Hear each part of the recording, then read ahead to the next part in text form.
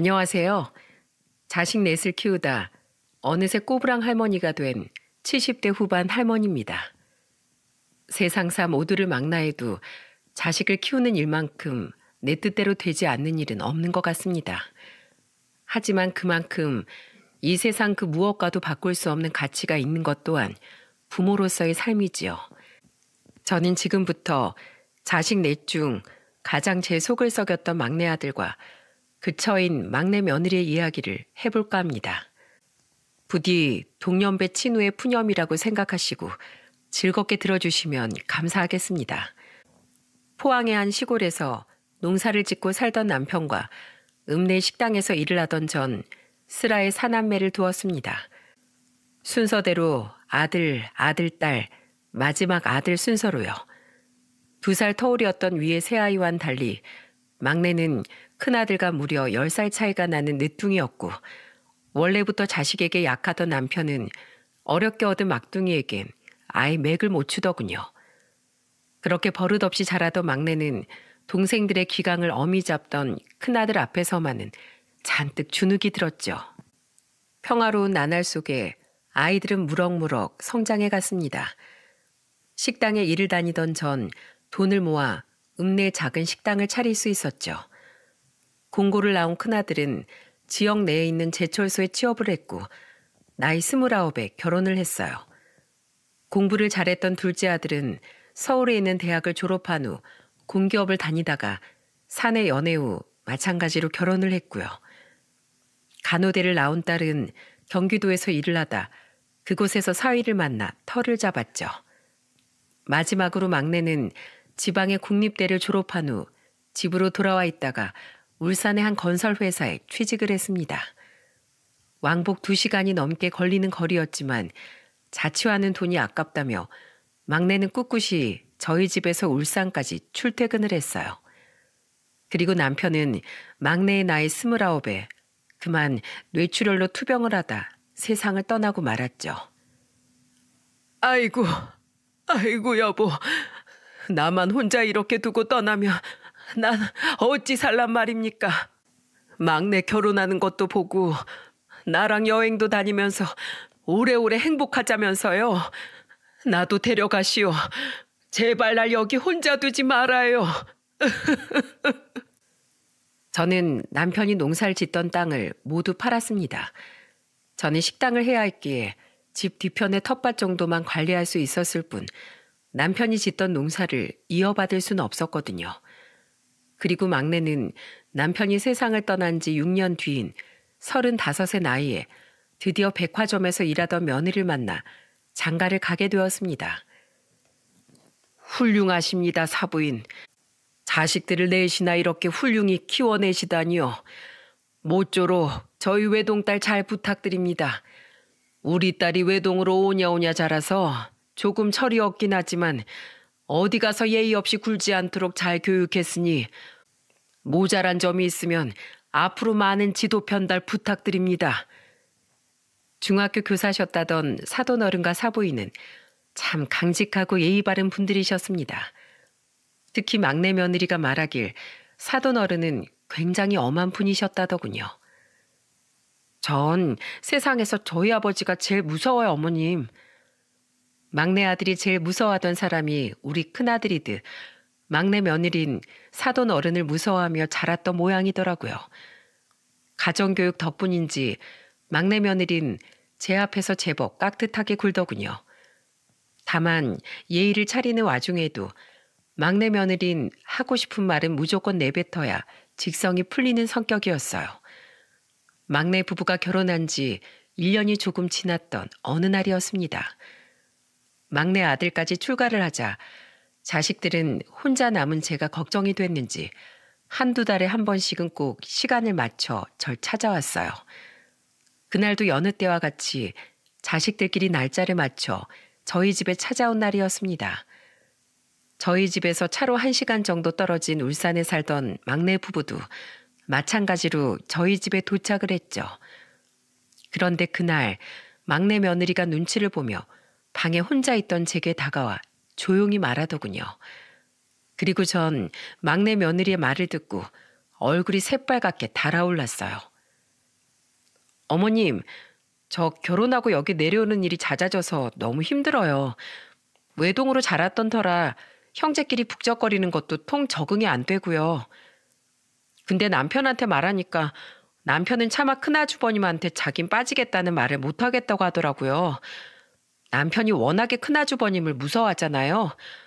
그렇다고 저 혼자 빠지자니 그것도 남편이 곤란할 것 같고요. 그래서 말인데 어머님이 먼저 이렇게 자주 오지 말라고 다른 가족들께 말씀 좀 드려주시면 안 될까요? 솔직히 요즘 이렇게 자주 모이는 시댁 정말 흔치 않거든요. 요샌 제사도 다 없애는 추세인 거 아시죠? 차마 말을 못해서 그렇지 형님들도 저처럼 생각할지도 몰라요. 저 정말 어려운 마음 무릅쓰고 어머니께 이런 말씀 드리는 거예요. 총대 매자는 마음으로요. 앞으로 어머니께 불편한 마음 갖지 않고 어머님이랑 더 잘 지내보고 싶어서 이런 말씀 드리는 거니까 모쪼록 너무 기분 상하지 않으셨으면 좋겠어요. 죄송해요, 어머님. 망치로 머리를 한 대 얻어맞은 것 같았습니다. 막내 며느리의 말이 너무 솔직하긴 했지만 틀린 말도 아니었던지라 너무 부끄러웠어요. 차마 그렇게까진 생각지 못했거든요. 다들 말은 안 했어도 막내 며느리처럼 힘들었을지도 모른다고 생각하니 창피했습니다. 다 늙어서 결혼한 자식들 가정에 불화를 일으키는 나쁜 시어머니자 장모가 된 것 같았거든요. 그날 저는 저녁을 먹으며 자식들에게 앞으로는 이렇게 자주 내려오지 말라고 말했어요. 앞으로 명절엔 제사도 없애고 밥만 먹자면서요. 막내 며느리의 이야기는 배제한 채 말입니다. 막내 아들을 제외한 다른 자식들과 며느리들 사이까지 모두 크게 난색을 표하더군요. 어수선해진 분위기에 손주들은 어른들의 눈치를 보았죠. 그래도 전 뜻을 굽히지 않았습니다. 막내 며느리의 말을 듣고 보니 다른 며느리들과 사이도 시어머니와 장모가 어려워 차마 앞에선 싫다는 말을 못할 수도 있겠다고 생각했거든요. 제가 참 현명하지 못한 부모였다 싶었죠. 저의 완강한 태도에 이후 자식들은 자기들끼리 시간을 맞춰 저희 집에 오던 일을 멈췄습니다. 하지만 고맙게도 슬금슬금 큰아들 내외는 손주들을 데리고 다시 저희 집에 찾아오더군요. 게다가 큰아들이 저희 집에 오간다는 소식을 전해 듣고는 둘째네와 딸 부부까지 두어 달에 한 번은 절 찾아왔어요. 심지어는 따로 연락을 하지 않았는데도 오는 날이 겹쳐 자기들끼리 서로 마주치기도 했죠. 우연찮게 새 아이들 내외와 손주들까지 모두 저희 집에 온 날, 전 아이들에게 말했습니다. 너희도 참 징하다. 오지 말래도 왜 자꾸 오니? 유복이, 유남이, 성옥이. 너희야 내가 엄마니까 괜찮을 수도 있지만 너희들 처랑 남편은 힘들 수도 있다. 결혼했으면 너희들 가정을 제일 우선으로 챙겨야지. 사돈 어른들도 자주 찾아뵙고. 제 말에 큰며느리는 제 손을 잡고는 서운한 기색을 내비치더군요. 어머님, 그게 무슨 말씀이세요? 살아생전에 아버님도 그렇고 어머님도 저희한테 얼마나 잘해주셨는데요. 그리고 남편이 저희 친정에도 무척이나 잘해요. 어머니께 오는 만큼 친정에도 저희 자주 찾아가고 있고 남편은 저도 자주 안 하는 안부 전화까지 저희 부모님한테 곧잘 드려요. 그런데 제가 어떻게 그런 남편의 어머니를 찾아오는 게 싫을 수가 있겠어요. 맞아요, 어머님. 어머님 자식들 엄청난 효자인 거 아시죠? 아주버니만큼 제 남편도 저희 친정에 잘해요. 그리고 오히려 어머님 걱정돼서 먼저 여기 오자고 남편한테 말하는 게 전데요? 맞아, 엄마. 박서방도 엄마 쭉 혼자 지내다가 아버지처럼 쓰러지기라도 하면 어떡하냐고 걱정된다면서 이 사람도 날 엄청 닥달해. 주말에 휴무 좀 내라고. 그러니까 괜한 걱정하지 마. 자식 하나만 잘 키워도 전생의 나라를 구한 거라던데 4명의 자식 중 3놈이나 이렇게 효자로 자라주다니 너무 감사해서 눈물이 다 나더군요. 이 모든 일이 자식들을 끔찍이 아꼈던 남편의 덕인 것 같아 전 연신 옷소매로 눈물을 찍어냈어요. 그렇다고 가까이 살며 자주 찾아오지 않던 막내 부부를 원망하거나 하진 않았습니다. 아들도 며느리도 자신만의 인생이 있는 것이고 부모라는 이유만으로 아들과 며느리의 시간을 빼앗고 싶진 않았거든요. 그저 다른 아이들과 막내 내외는 성향이 다를 뿐 잘못된 행동을 한 건 아니었으니까요.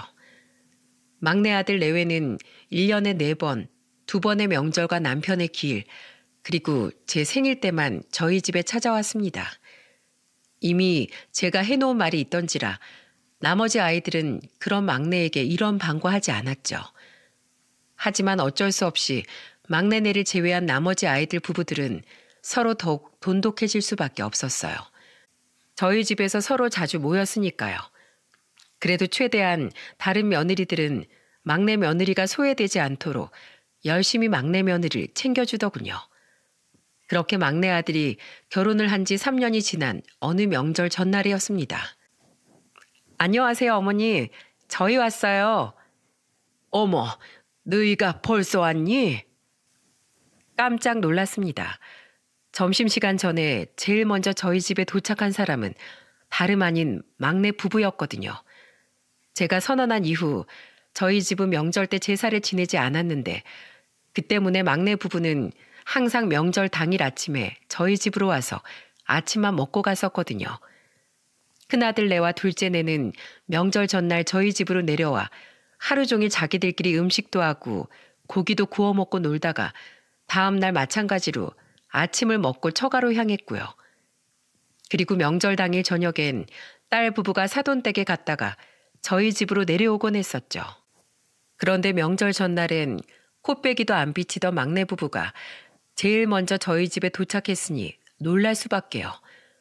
놀란 제 표정을 보고 막내 며느린 호호 웃으며 제 팔짱을 끼더군요. 왜 그렇게 놀라세요, 어머니? 저흰 뭐 일찍 오면 안 되나요? 이제부터 저희도 명절 전날에 와서 어머님이랑 더 시간 보내다가 가려고요. 그래, 넌 너무 힘들지 않겠어? 어차피 우리 명절 음식도 안 하는데. 에이, 그래도 가족인데 명절 때만이라도 얼굴 오래 뵙고 가면 좋잖아요. 떨떠름했습니다. 갑자기 이해가 왜 이러나 싶었죠. 막내 아들 또한 옆에서 머쓱한 표정을 지으며 웃어 보이더군요. 그래 뭐 어쨌든 잘 왔다. 오랜만에 얼굴 보니 좋구나. 점심은 먹었니? 아니요, 아직 안 먹었어요. 그래 그럼 어차피 좀 이따 큰애랑 둘째네도 올 거니까 조금만 기다려라. 엄마가 반찬이랑 많이 해놨어. 점심은 간단히 먹고 저녁엔 다 같이 마당에서 고기 구워 먹자꾸나.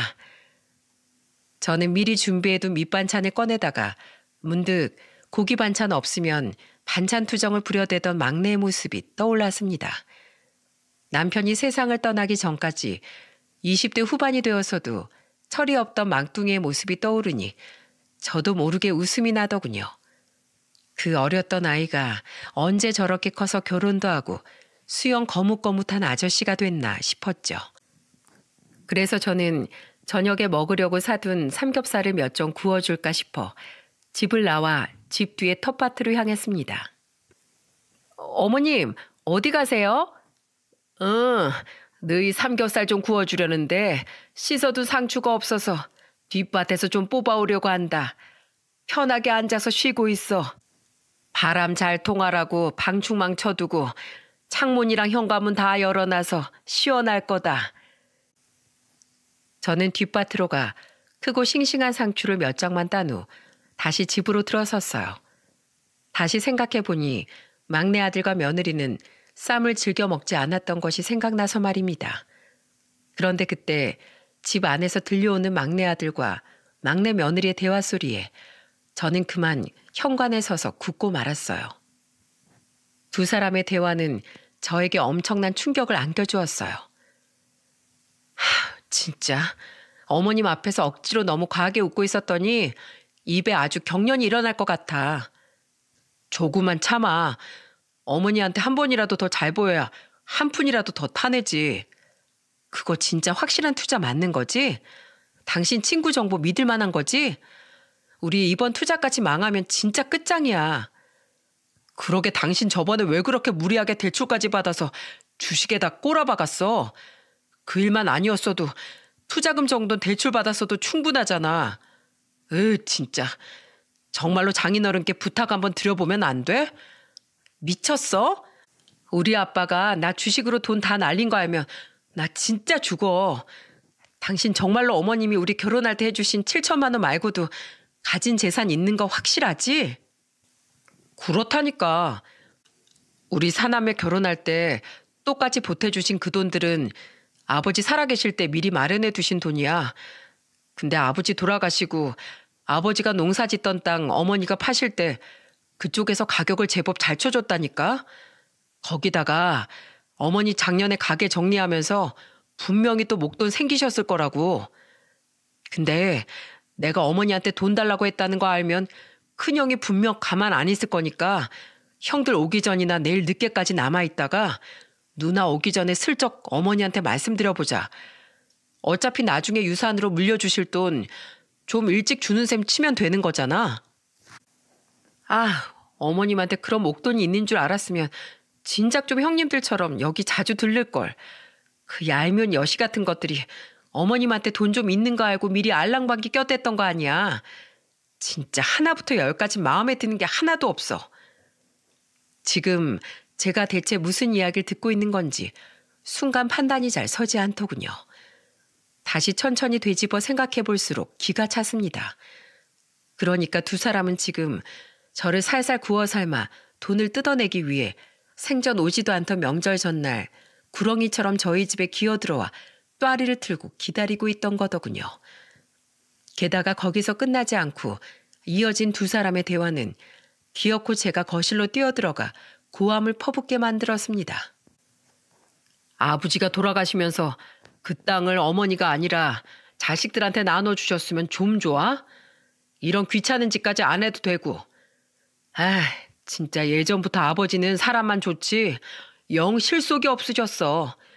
그러니까 큰형이 날 쥐잡듯이 잡았어도 큰형한테 아무 소리도 못했지. 아무튼 아버진 살아계실 때나 돌아가신 후나 도움이 안 돼, 도움이. 당신 어머니 또 어떻고? 진짜 노인네가 참 눈치도 없이 오래도 사셔. 나이 먹었으면 일찌감치 저 세상 가면서 자식들한테 유산이나 나눠주면 좀 좋아? 괜히 오래 살아서 이 깡시골까지 매번 오가게 만들고 말이야. 이것들이 지금 뭐라는 거야? 저는 더는 참지 못하고 거실로 뛰어들어가 상추가 든 바구니를 그 연놈들 앞에 엎어버렸습니다. 대여섯 장 정도밖에 되지 않는 상추들은 힘없이 바닥에 나뒹굴었죠. 갑작스런 저희 등장에 막내 아들과 막내 며느린 무척이나 당황하더군요.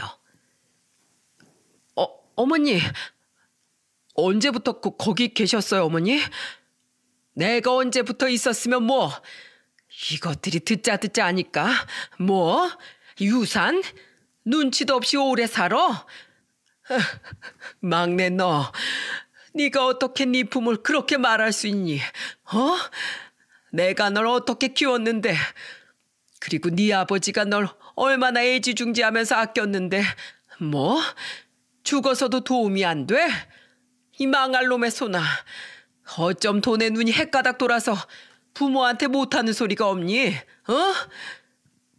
너무 큰 배신감과 서러움에 전 눈물을 줄줄 흘리며 막내에게 소리를 질렀습니다. 막내 아들은 아무 말도 못하고 입만 뻐끔거리더니 이내 횡설수설하며 변명을 해대더군요. 아니 그게 아니고요, 엄마. 그냥 전 어차피 나중에 물려주실 돈이니까 미리 아버지가 저한테 남겨주셨으면 좋지 않았을까. 뭐 그런 얘기였죠. 그리고 어머니도 어차피 그 돈 다 우리 형제들한테 나눠주실 거 아니에요? 제가 사정이 좀 급해서 그래서 그랬어요. 뭐? 급해? 너 뭐 부모한테 돈이라도 맡겨놨더냐? 너 결혼 전에 이 집에 살면서 생활비를 한번 내기를 했니? 뭘 했니? 그저 가만히 앉아서 내가 차려주는 밥상머리만 받아 먹었지. 근데 그렇게 정성으로 널 키운 부모한테 뭐가 어째? 네가 그러고도 사람 새끼냐? 저는 연신 눈물을 훔치며 악을 썼습니다. 막내는 더 이상 할 말이 없는지 고개만 푹 숙이고 있더군요. 저는 고개를 돌려 막내 며느리에게도 호통을 쳤습니다. 그리고 며느리 너 뭐? 내가 눈치도 없이 오래 살아? 이 집에 오기 싫었으면 애초에 시집은 왜 왔니? 네가 결혼한 지 1년 만에 나한테 와서 그랬지? 요즘엔 이렇게 자주 불러대고 제사까지 지내는 시댁 몇 없다고. 다른 애들도 다 불편해할 테니까 앞으로는 하지 말자고 내 입으로 말해달라고 네가 그러기에 나 쿤소리 한마디 없이 네가 해달라는 대로 다 해줬다. 그거면 된 거 아니니? 가족이 돼서 어떻게 1년에 서너 번도 얼굴을 안 보고 살아? 자식된 도린 하기 싫고 돈은 돈대로 받아가고 싶니? 어머니, 그게 아니고요. 왜 음침하게 뒤에서 그런 이야기를 다 듣고 계셨어요? 그래요. 저 대놓고 말씀드릴게요. 어머님, 솔직히 이 집처럼 유난인 집이 어딨어요? 형님들이 특이하게 착한 며느리병에 걸린 거지. 다른 사람이었으면 다 저처럼 불편했을걸요? 시댁이 편한 사람이 세상에 몇이나 있다고요. 당연히 제가 말하기 전에 어머님이 먼저 자식들 편의를 봐주셨어야죠. 진짜 별것도 아닌 것 가지고 생색은. 그리고 어머님, 부모가 됐으면 자식이 어려울 때 당연히 도와주는 게 인지상정 아닌가요? 기왕 이렇게 된 거 잘 됐네요. 안 그래도 저 가식적으로 웃으면서 남 비위 맞추는 거 잘 못하거든요. 어머님, 이희한테 물려줄 유산 미리 저희 좀 주세요. 저희 사정이 좀 급해서요. 어차피 어머님이 안 주신다고 해도 나중에 저희가 유류분 청구 소송하면 어머님이 돌아가신 후에 저희 목 다 다시 돌려받을 수 있거든요. 이 미친년이 지금 누구 어머니한테 그딴 소리 짓거려? 그때였습니다. 저는 눈물 범벅이 된 얼굴을 돌려 현관을 바라봤어요. 제 뒤엔 잔뜩 성이 날 대로 난 큰아들과 둘째 아들, 그리고 놀란 표정의 며느리들과 손주들이 서 있더군요. 큰며느리의 눈짓에 둘째 며느린 손주들을 데리고 황급히 다시 집을 나가더라고요. 아마 어린 손주들이 어른들의 싸움을 보지 못하게 하기 위함이었겠죠. 손주들이 나간 걸 확인한 큰아들은 그대로 성큼성큼 들어와 막내 아들에게로 향했습니다. 그리고 이어진 큰아들의 행동에 우리는 모두 경악을 금치 못했죠. 큰형! 아! 큰아들은 일말의 망설임도 없이 막내 아들의 얼굴에 주먹을 내리꽂더군요. 그 모습을 본 막내 며느린 순식간에 합주기가 된 채 부들부들 떨더라고요. 반면 큰며느리는 울고 있는 저를 꼭 끌어안고는 저를 달래기 시작했죠. 큰애야, 내가 인생을 잘못 살았나 보다. 자식놈을 금수로 키워버렸어. 울지 마세요, 어머니. 어머님 잘못 아니에요. 다 괜찮아요. 제가 펑펑 울 동안 큰아들은 막내 아들에게 사정없이 발길질을 해댔습니다. 막내 아들은 그런 큰아들의 다리에 매달려 싹싹 빌었고 둘째 아들은 눈이 돌아버린 큰아들을 말리기 시작했어요. 이 은혜도 모르는 자식아. 감히 여기가 어디라고 와서 어머니 마음에 상처를 내? 마당에 소란스러운 소리가 들리길래 무슨 일인가 하고 들어봤더니 너랑 네 처랑 아주 쌍으로 돌아버린 소리만 하더라. 너 오늘이 네 제삿날인 줄 알아. 내가 오늘 너 가만히 안 놔둘 거니까. 형, 이만하면 됐어. 이제 말로 해, 말로. 이러다가 진짜 일 치르겠어. 어머니 눈에 피눈물이 흐르고 있는데 이딴 놈을 그냥 놔두라고? 놔. 오늘 아주 내가 끝장을 볼 테니까. 큰형, 내가 잘못했어. 미안해. 제발 살려줘, 큰형. 한참을 매타작한 큰아들은 그제야 씩씩대며 막내 아들에게서 떨어지더군요. 코피가 터지고 엉만진창이 된 막내 아들은 몸을 일으키지도 못하고 바닥에 쓰러져 엉엉 울고 있었죠. 큰아들은 옆에서 바들바들 떨고 있는 막내 며느리를 싸늘히 노려보며 말했습니다. 재수 씨, 아니 야, 너 미쳤냐? 너 뭐라도 돼? 네가 뭔데 우리 어머니한테 그딴 소리 해대면서 돈을 내놓으라 말아야? 그리고 어쩐지 이상하다 했어. 어머니가 갑자기 자식들을 다 오지 말라고 하는 게, 이 여우 같은 게 우리 몰래 뒤에서 어머니한테 그딴 소리를 해댔단 말이야? 큰아주버니, 그게 전 그냥 좋은 뜻에서. 입 열지 마. 확 찢어버리기 전에. 야, 오기 싫으면 너나 오지 마. 나도 너 하나도 안 반갑거든. 너 2번 다시 내 눈에 띄었단 봐. 이 자식이나 데리고 당장 이 집에서 꺼져. 급한 사정이든 뭐든 그건 너희 둘이 알아서 해. 우리 어머니한테 기생충처럼 들러붙을 생각하지 말고 이 벌레 같은 것들아, 썩 안 꺼져? 어머니, 제발 저 한 번만 도와주세요. 제발 돈이라도 좀 빌려주세요. 저희 지금 빚도 너무 많아서 다시 살아날 길이 투자뿐이라서 그래요. 저희 이번 기회 놓치면 진짜 길바닥에 나앉을지도 몰라요. 이게 그래도 아직 정신 못 차리지? 막내 아들은 급하긴 급했던 모양인지 얼굴이 피떡이 된 와중에도 제 앞으로 질질 기어와 돈을 달라며 애원을 하더군요. 큰며느리 덕에 조금 진정이 된 전 또다시 달려들려는 큰아들을 손으로 맞고는 막내 아들에게 원망스러운 표정을 지으며 말했습니다. 내가 널 잘못 키워도 단단히 잘못 키웠다. 검은 네 속내를 내가 알아버린 이상 난 너에게 단돈 100원도 빌려줄 수 없어. 넌 그 방법이 틀려먹었다. 자식한테 어려울 때 돈 빌려줄 수 있고 그냥 줄 수도 있지. 근데 넌 그 돈을 바라면서 나와 먼저 간 네 아버지에 대해 조금도 고마워하질 않더구나. 넌 예전부터 그랬지.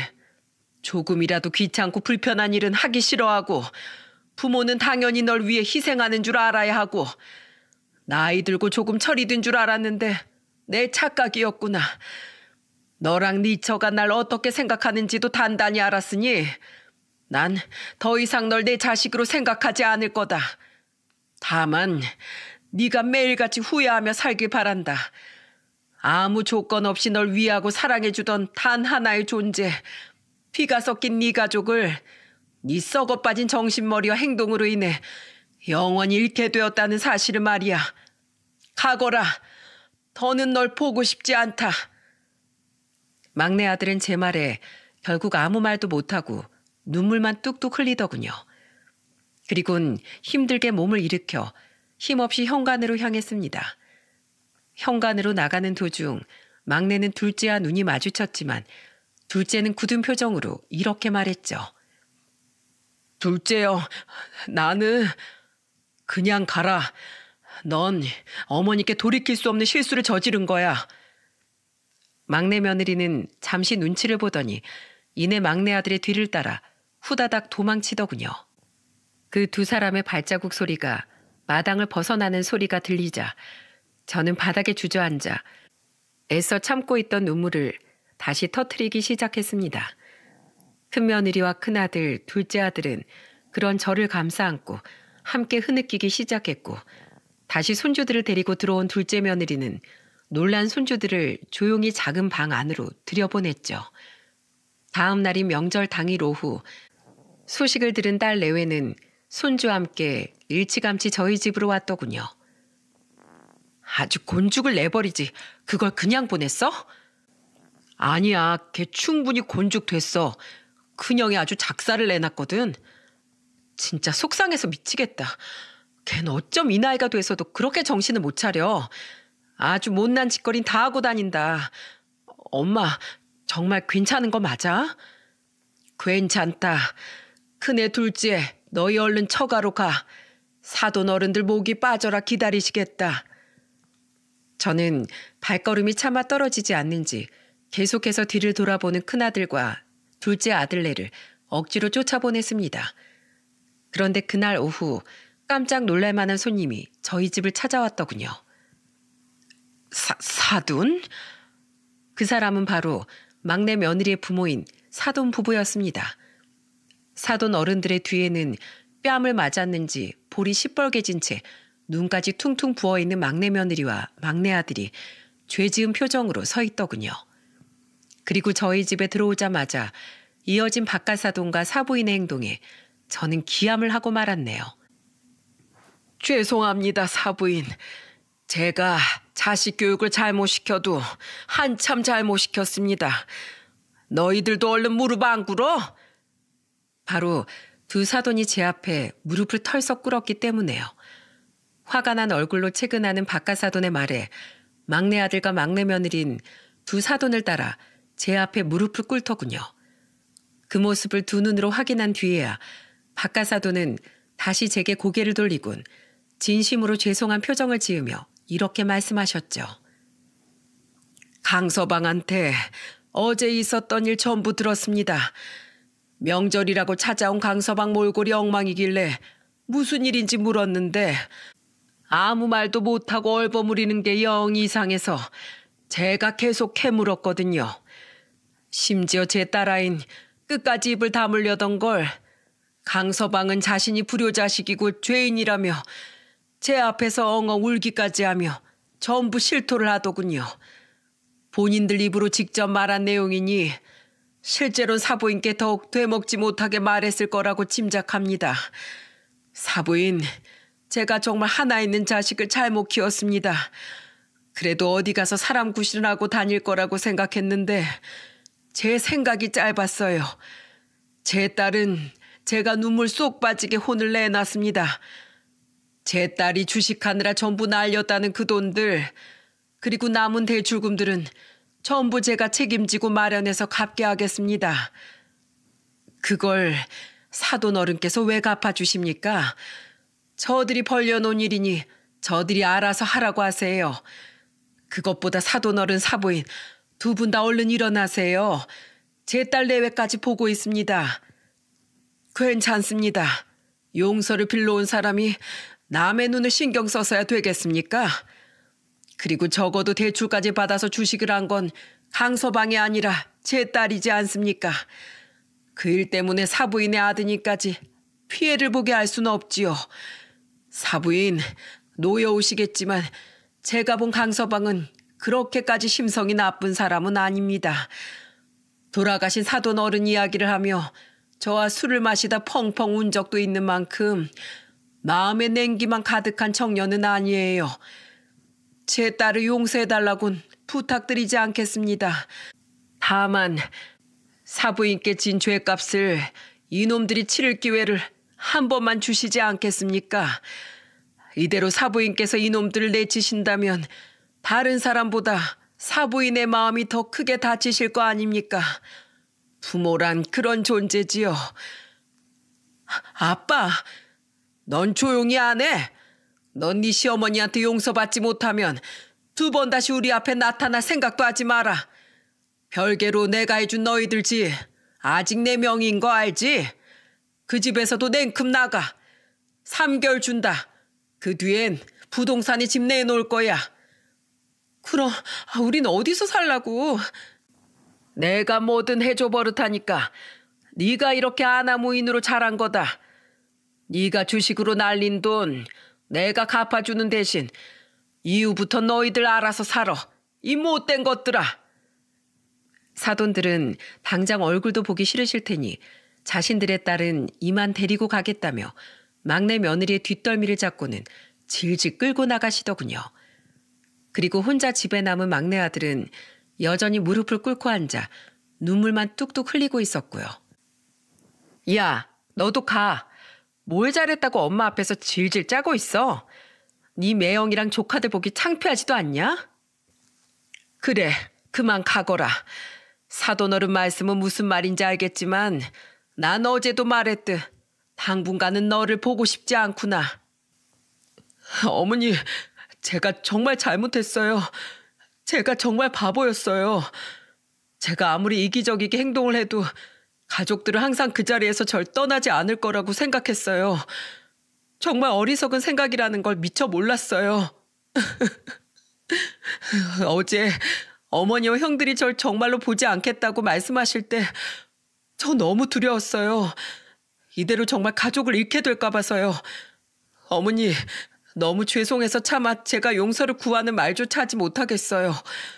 그래도 장인어른 말씀처럼 제게 한 번만 기회를 주시면 제가 앞으로 어머니 옆에서 평생 속죄하며 살아갈게요.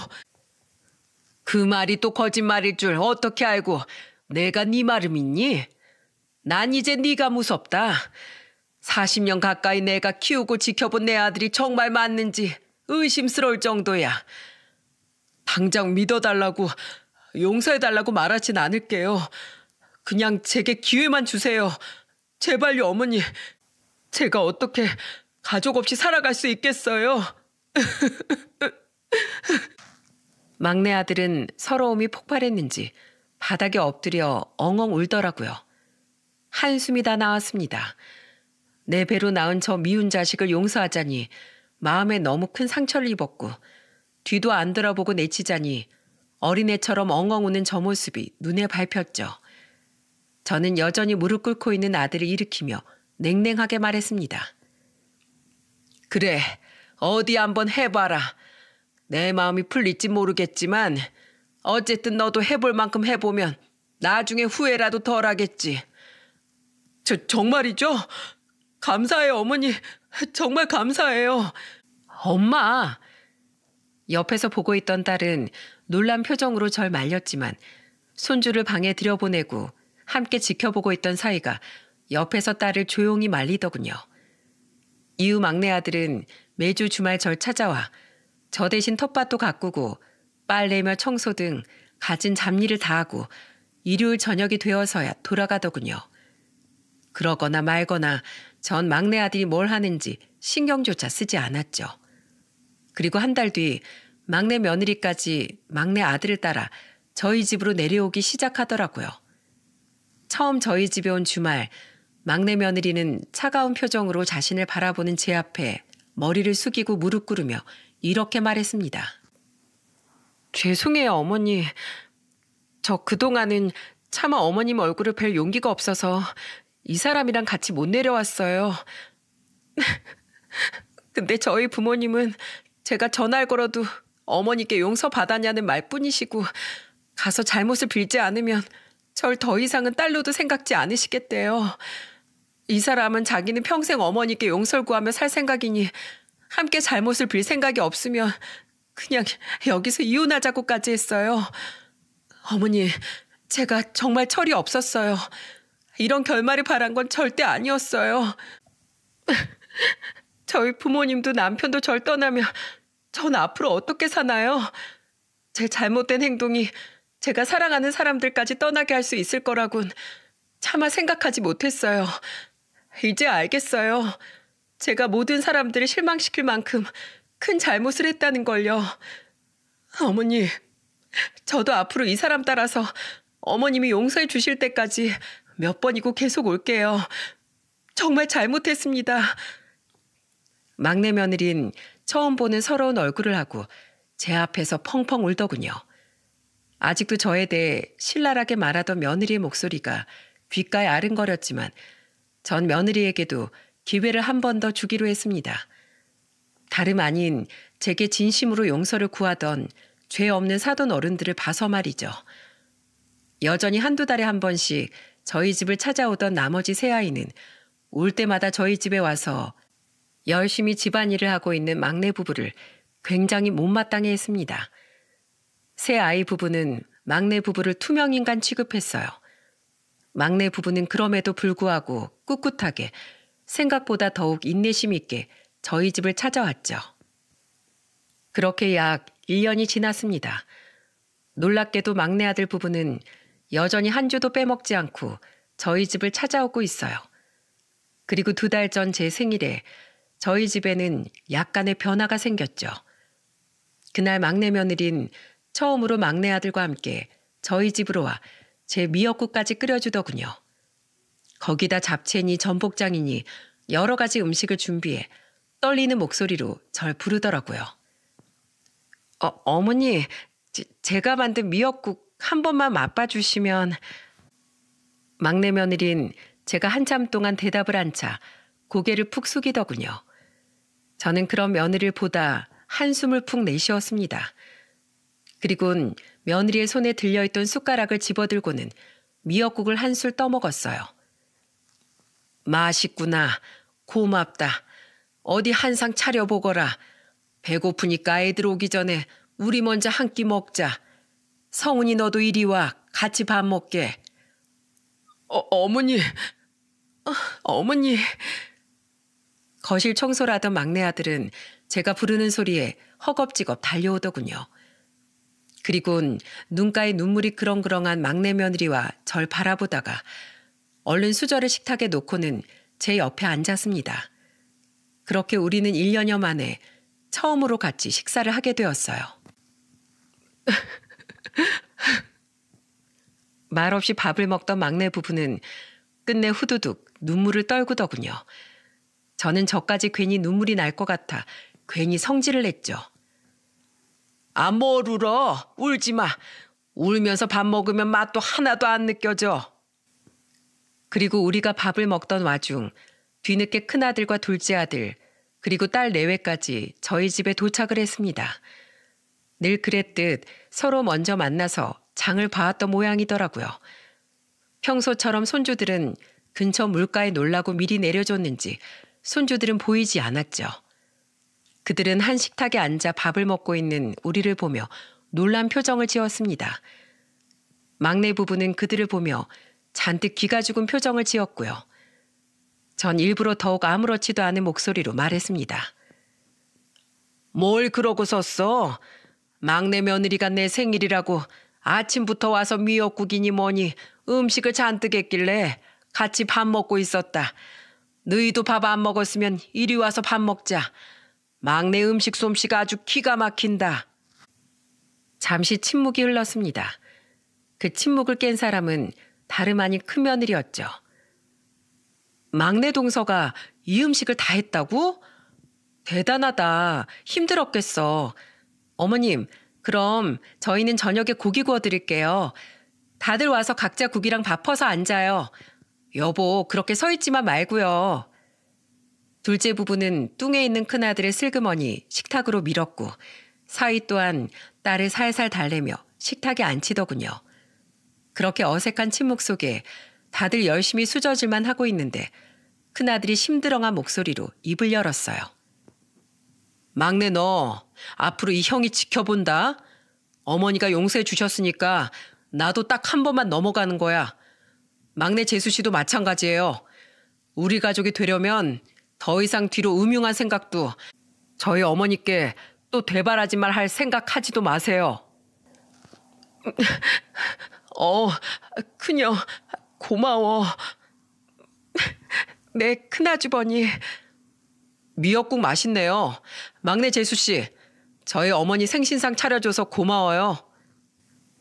큰아들의 말에 막내 부부뿐 아니라 결국 우리 모두 미역국을 입에 넣고 씹으며 눈물을 터뜨리고 말았습니다.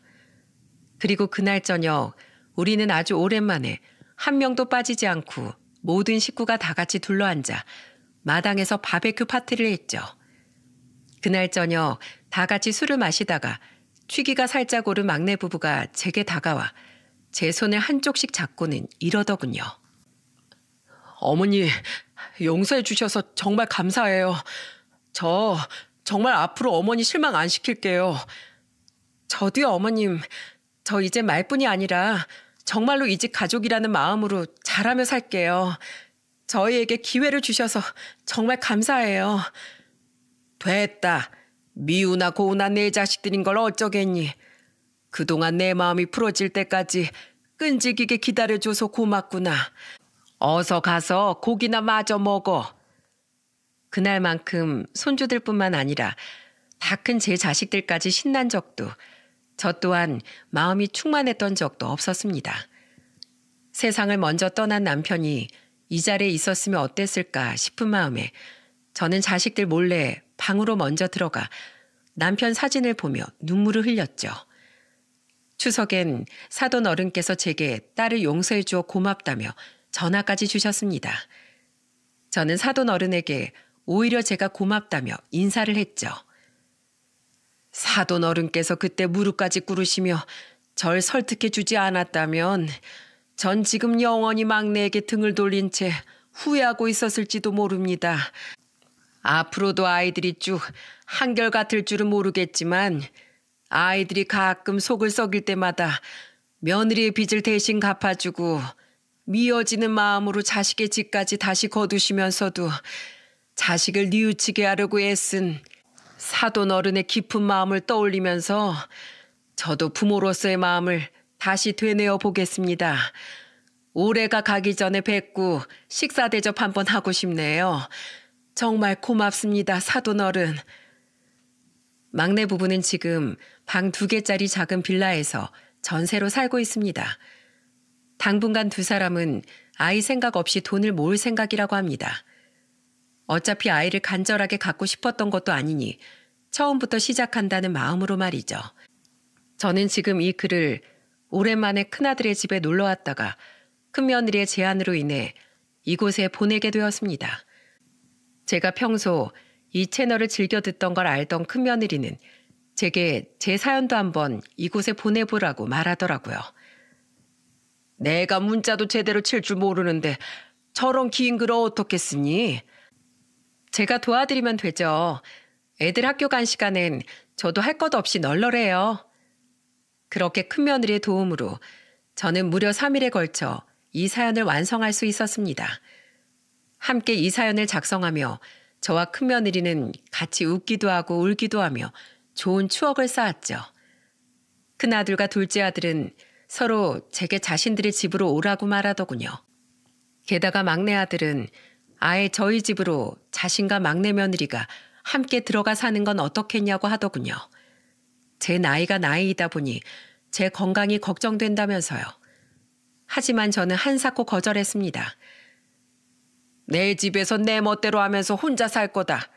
지금이야 너희가 내 집에 와서 신세 지는 거지만 내가 너희들과 함께 사는 순간 서로가 불편해지는 거야. 내 한 몸 내 뜻대로 움직일 수 있을 때까진 혼자 살다가 나중엔 내가 가진 돈으로 스스로 요양원에 들어갈 테니까 아무 말 마라. 내 인생은 끝까지 내 뜻대로 살다 갈 거야. 저는 앞으로 사랑하는 자식들과 손주들을 쭉 지켜보다 삶이 허락하는 한 행복하게 생을 마감할 생각입니다. 막내 아들 내외가 또다시 못된 마음을 품을지도 모르지만 저는 더 이상 걱정하지 않기로 했어요. 두 사람에겐 저보다 더 훌륭한 부모인 사돈 어른들이 계시니까요. 이렇듯 평온하게 살다가 언젠가 하늘로 올라가게 되면 분명 저를 기다리고 있을 남편에게 말해줄 생각이랍니다. 우리 아이들과 손주들은 여전히 잘 자라고 있고 철없는 우리 막내는 저 말고도 훌륭한 처부모를 만났으니 더 이상 자식들 걱정은 하지 말고 이젠 저와 하늘에서 행복하게 살자고 말이죠.